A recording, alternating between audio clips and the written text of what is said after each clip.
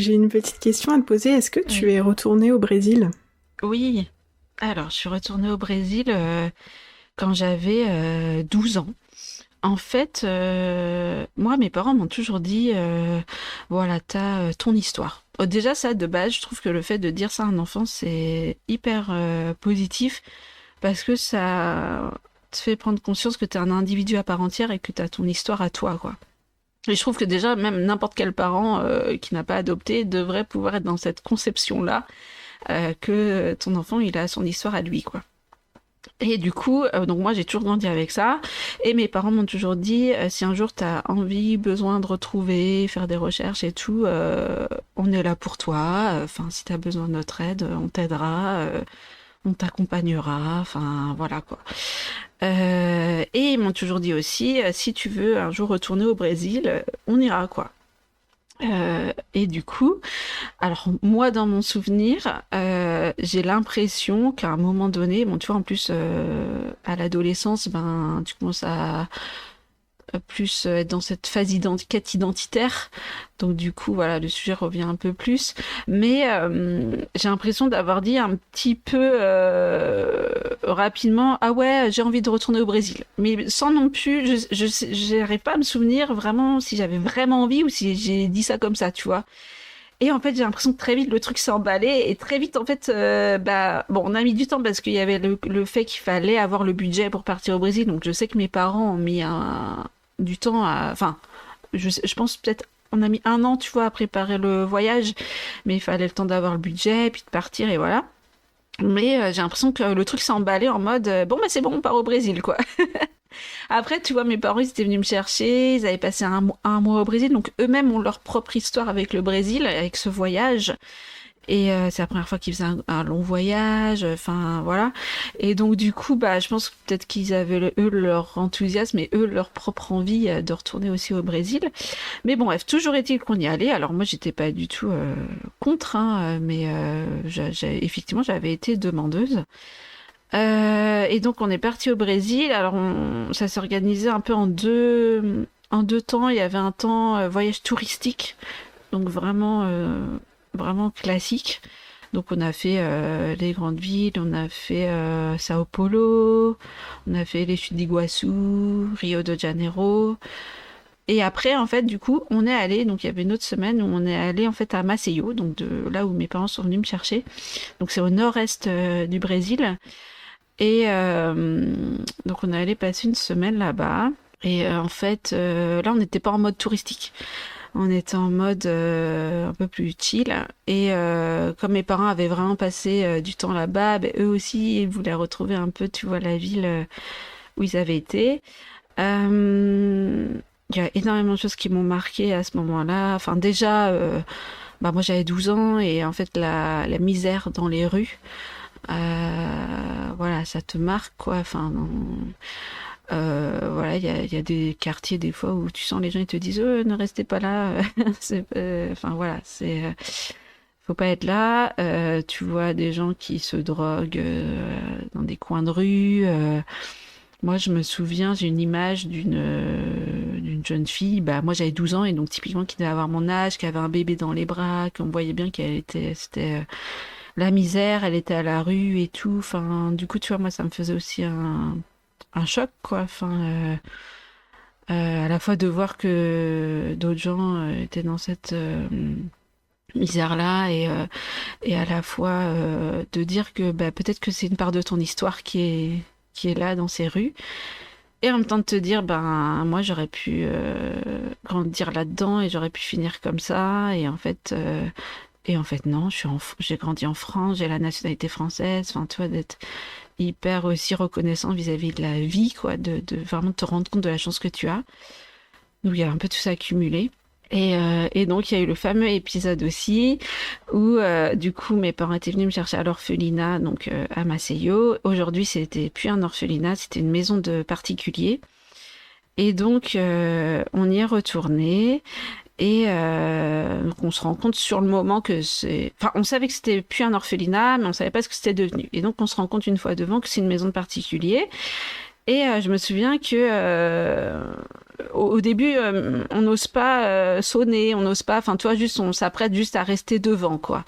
Et en fait, il y a des voisins d'à côté qui viennent tout de suite nous parler. Et en fait, on voit qu'ils sont habitués à ce qu'il y ait des gens qui viennent et notamment des familles adoptives, quoi. Et donc, ils nous disent, mais si, sonnez, sonnez, au contraire, enfin, voilà, la dame, elle va vous faire visiter, tout ça, machin, quoi. Donc, je crois que mes parents osent sonner ou la dame arrive, enfin, je me souviens plus, enfin, toujours est-il qu'on se retrouve à visiter cette maison. Et mes parents on visite cette maison et mes parents me parlent. Donc ça ressemble un peu à un orphelinat, mais quand même ils me disent tu vois ils reconnaissent l'endroit quand même en disant tu vois c'est là où on t'a donné ton premier biberon, c'est là où on t'a pris dans nos bras la première fois, c'est là où on changeait tes couches, c'est là où tu dormais dans le petit berceau, enfin tu vois des trucs comme ça quoi. On fait cette visite qui dure je sais plus combien de temps. Et on rentre, et je crois déjà dans le taxi, je m'effondre, je me mets à pleurer, pleurer, pleurer.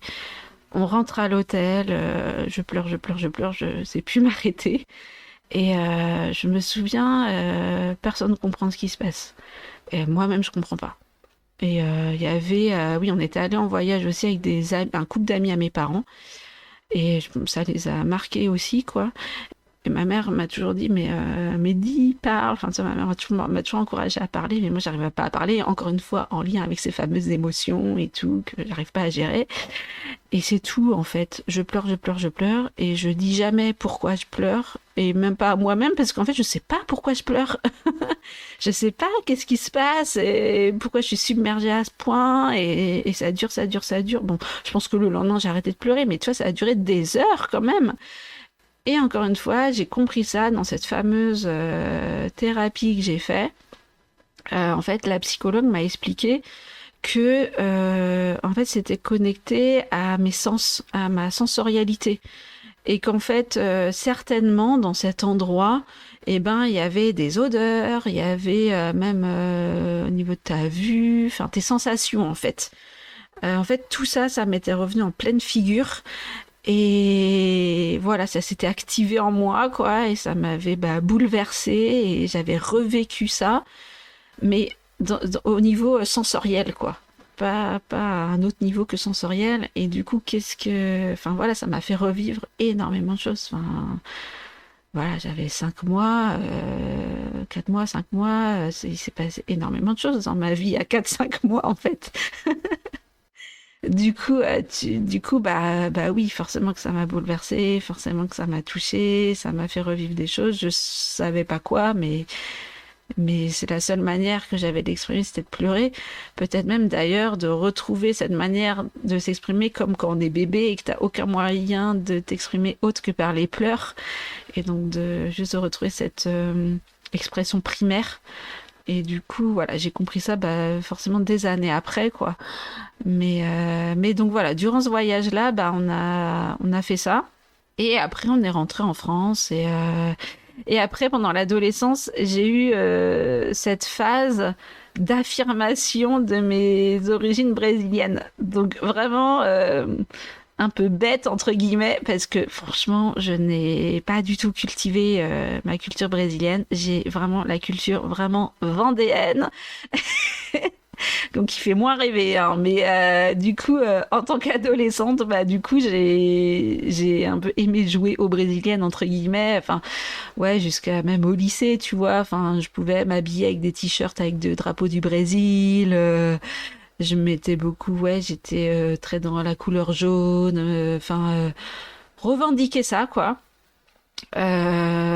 Après, un peu plus adulte, tu vois, d'ailleurs, quand je suis arrivée à Lille, c'était autre chose. C'était pas revendiqué, mais c'était un petit peu, comment dire, j'avais besoin de me rapprocher de cette culture-là. D'autant plus que j'ai été confrontée aux clichés, forcément. Parce que, tu vois, le Brésil, on me disait, tu danses la samba, le carnaval de Rio, tu... Alors non, je ne me balade pas avec des plumes sur la tête et un string dans les fesses, enfin, tu vois. Mais du coup, arrivé à Lille, il y avait dans le quartier où on habitait, il y avait une forte communauté brésilienne, donc c'était rigolo. Et du coup, il y avait vraiment un endroit où tu pouvais aller apprendre les danses brésiliennes. Et du coup, je crois pendant 1 an ou 2, je suis allée prendre des cours de samba. J'avais fait d'ailleurs le carnaval dans le quartier d'Oisem et du coup, il y a souvent la batucada, tout ça. Et bref, et moi j'avais défilé avec mon groupe de samba. Donc tu vois, je m'étais rapprochée, mais plus sur un côté, j'ai envie de me rapprocher de ça. D'ailleurs, la musique du Brésil, ça a toujours fait, enfin, ça me fait énormément de bien. Tu vois, il y a plein de fois où je vais écouter de la musique du Brésil pour m'apaiser, voilà, c'est un truc qui fait énormément de bien. La langue du Brésil, je suis capable de reconnaître en deux si c'est du portugais du Brésil ou du portugais du Portugal.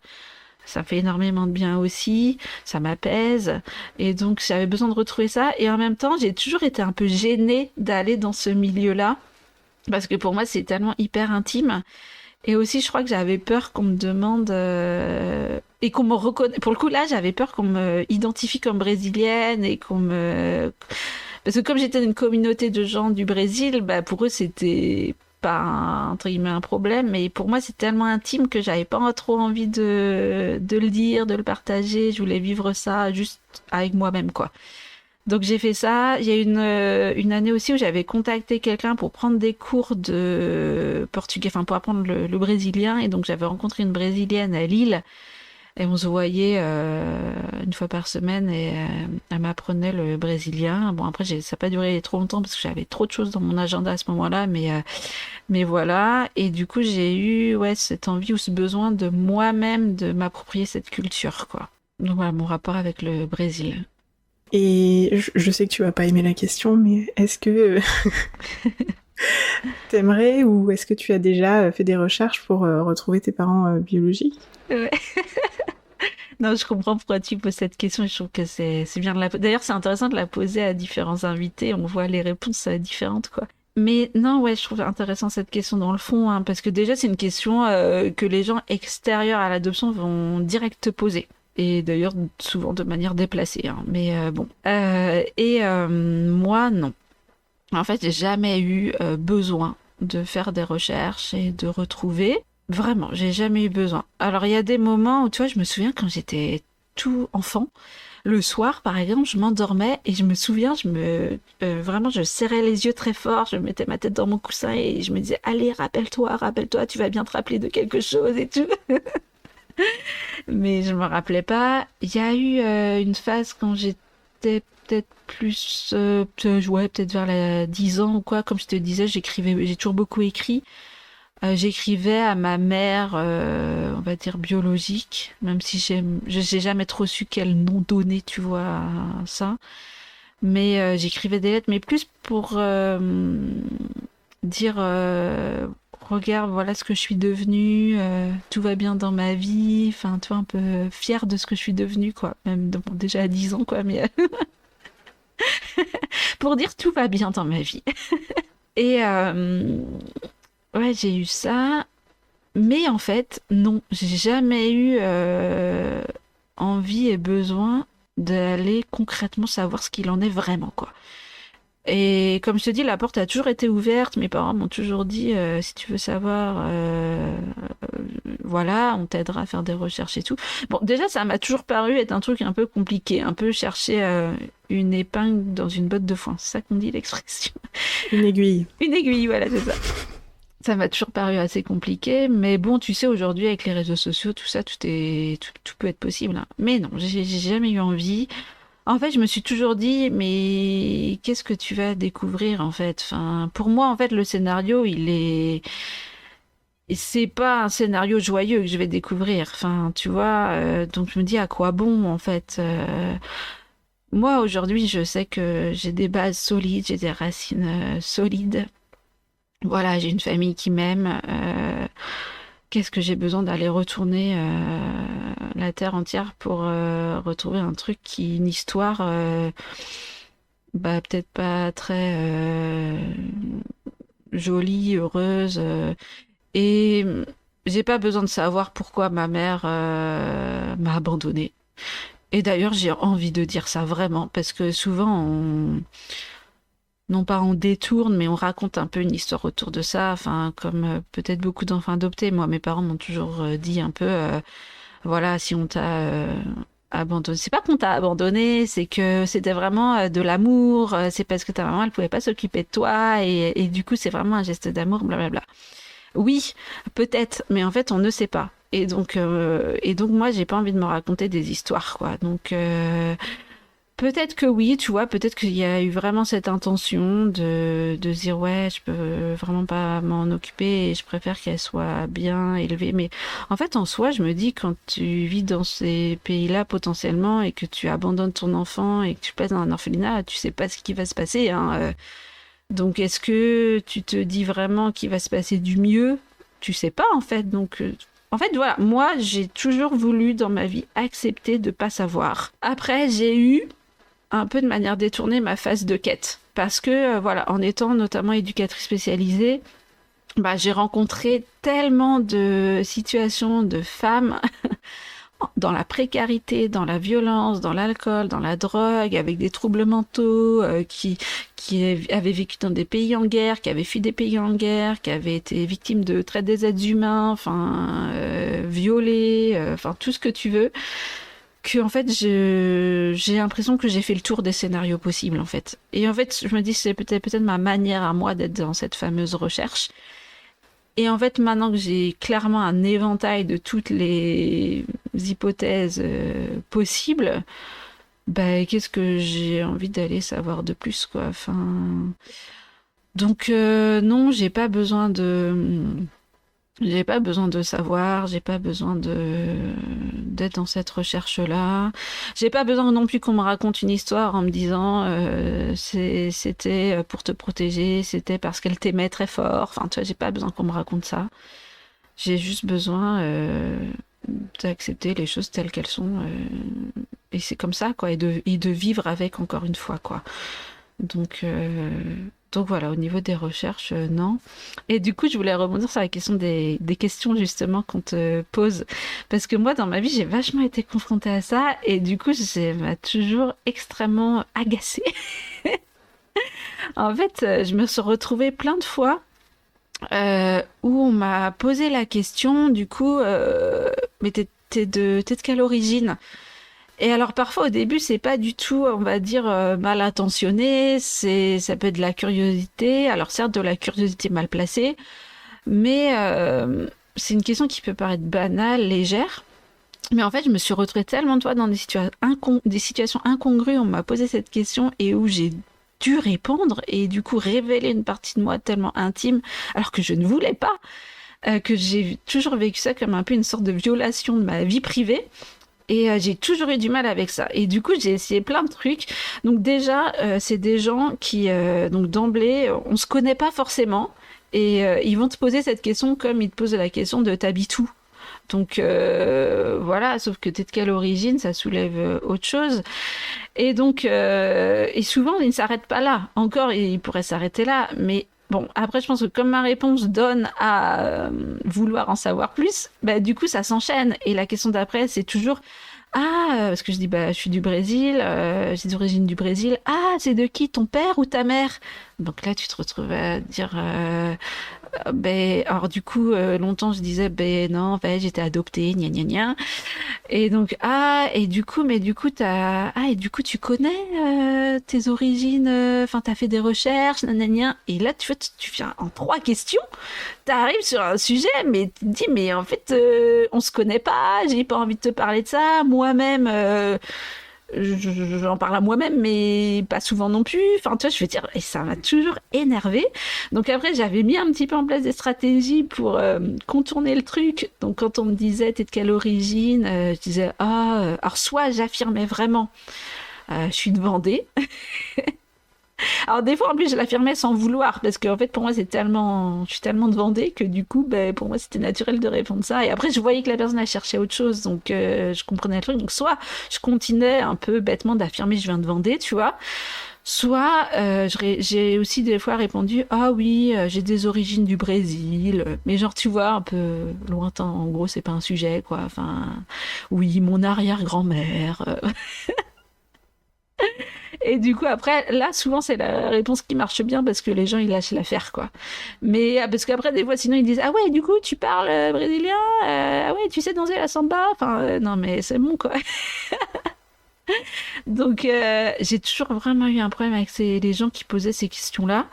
Et d'ailleurs, c'est ce que je te disais il y a 2 jours, là, les gens avec qui aujourd'hui j'ai enfin, au final, avec qui je vais développer une relation amicale ou voilà, c'est des gens qui ne m'ont pas posé la question.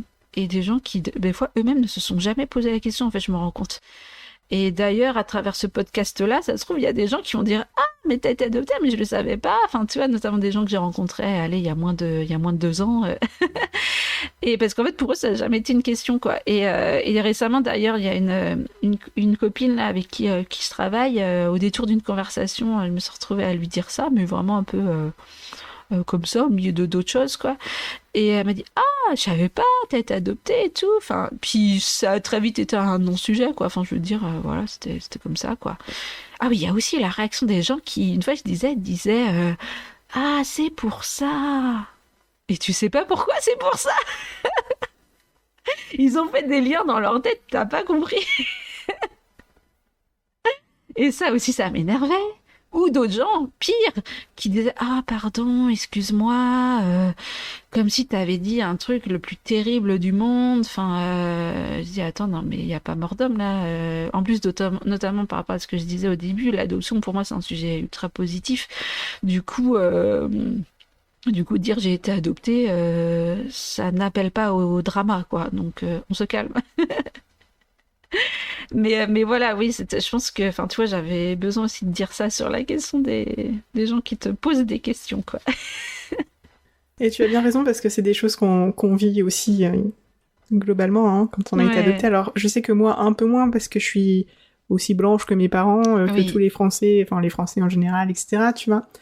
Mais effectivement, c'est des questions qui en entraînent une autre et qui en entraînent une autre. Et parfois, on peut avoir ce sentiment de devoir se justifier de quelque chose alors qu'on n'a pas envie d'en parler, on n'a pas envie de développer, quoi. Carrément.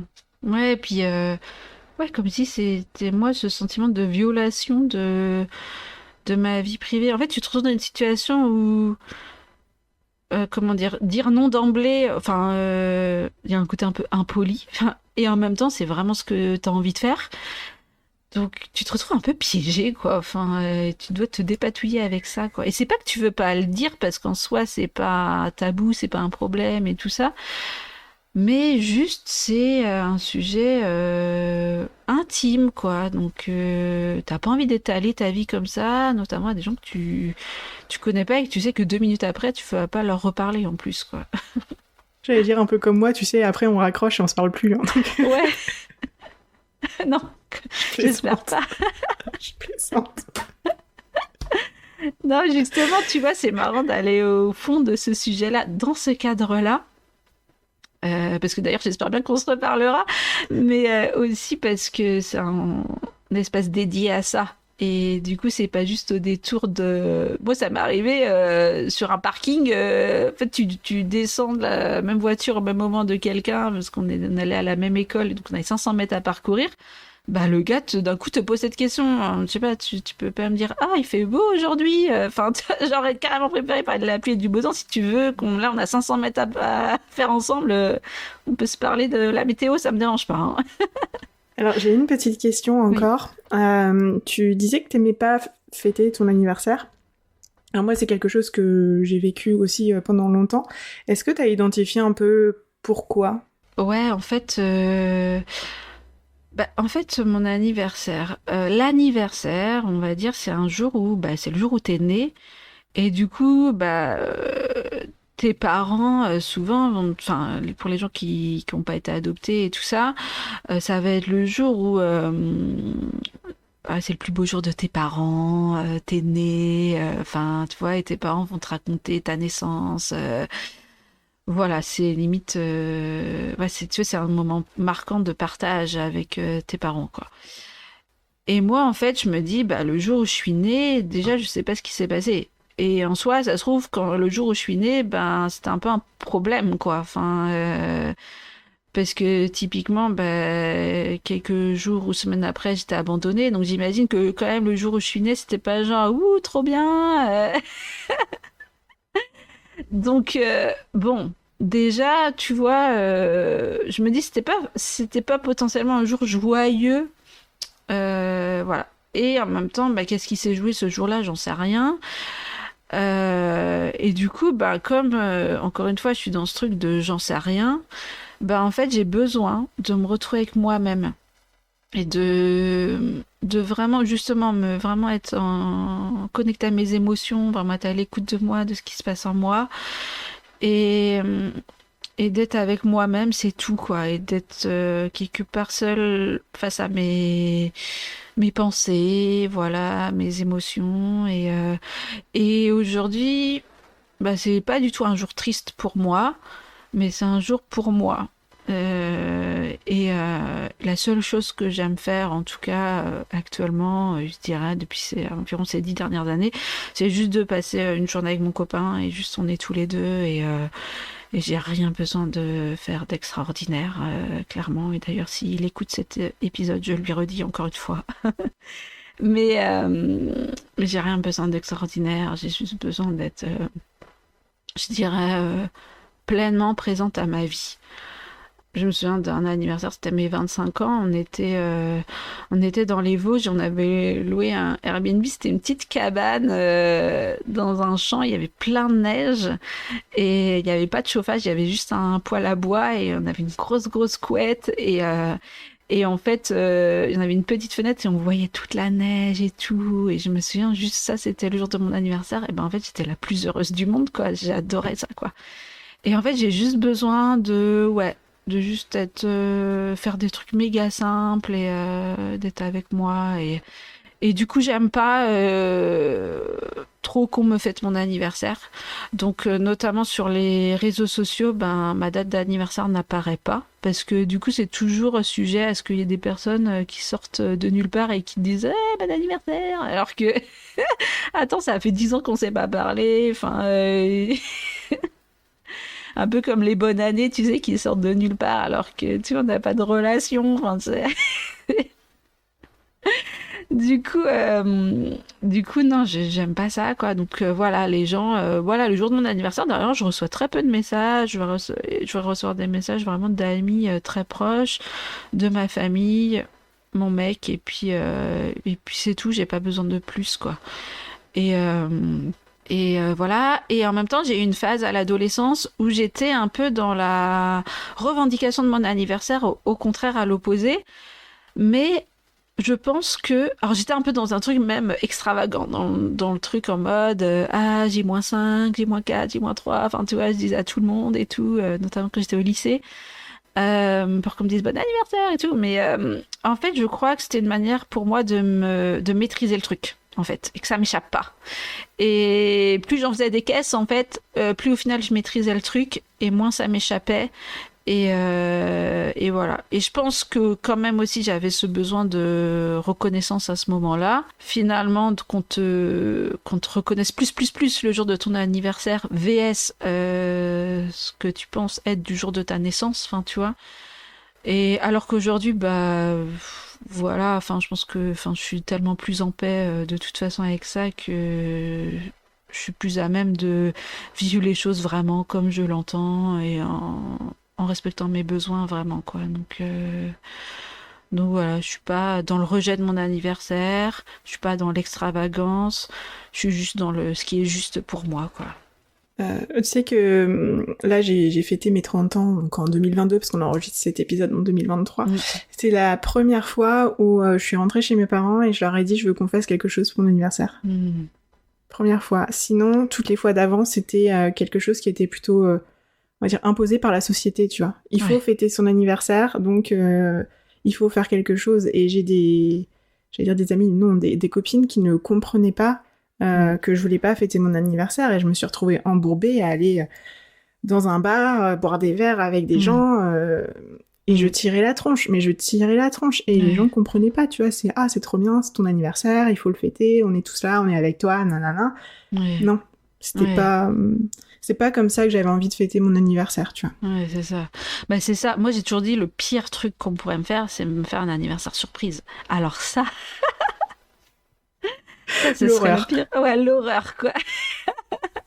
Mais je pense que mon copain le sait tellement que la moindre personne qui a cette idée-là, il mettrait direct le haut là, quoi. Ah, ce serait la gênance suprême, quoi. Je serais capable vraiment de fuir ou de dire, de faire la gueule ou de dire à tous les gens non, mais rentrez chez vous, quoi. Ouais. Non. Je comprends. Est-ce qu'il y a un message que tu aimerais passer à toutes les personnes qui nous écoutent? Ouais, j'ai un poème que j'aimerais lire. Je voulais te le partager l'autre jour quand on s'est vu, puis j'ai oublié, tu vois, j'y ai pensé après coup.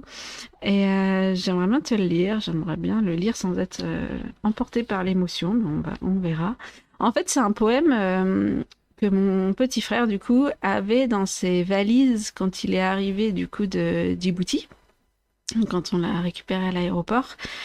Et ouais, je trouve que pour moi, il parle de ça. Il représente bien l'histoire de l'adoption.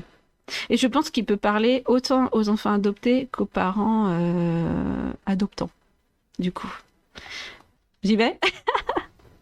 Il était une fois 2 femmes qui ne s'étaient jamais rencontrées. L'une dont tu ne te souviens pas, l'autre que tu appelles maman. 2 vies différentes, dans l'accomplissement d'une seule, la tienne. L'une fut ta bonne étoile, l'autre ton soleil. La première te donna la vie, la seconde t'apprit comment la vivre. La première créa en toi le besoin d'amour, la seconde fut là pour le combler. L'une te donna tes racines, l'autre t'offrit son nom. La première te transmit ses dons, la seconde te proposa un but. L'une fit naître en toi l'émotion, l'autre calma tes angoisses. L'une reçut ton premier sourire, l'autre sécha tes larmes. L'une t'offrit en adoption, c'est tout ce qu'elle pouvait faire pour toi. L'autre pria pour avoir un enfant, et la providence la mena vers toi. Et maintenant, quand tu me poses l'éternelle question, héritage naturel ou éducation, de qui suis-je le fruit?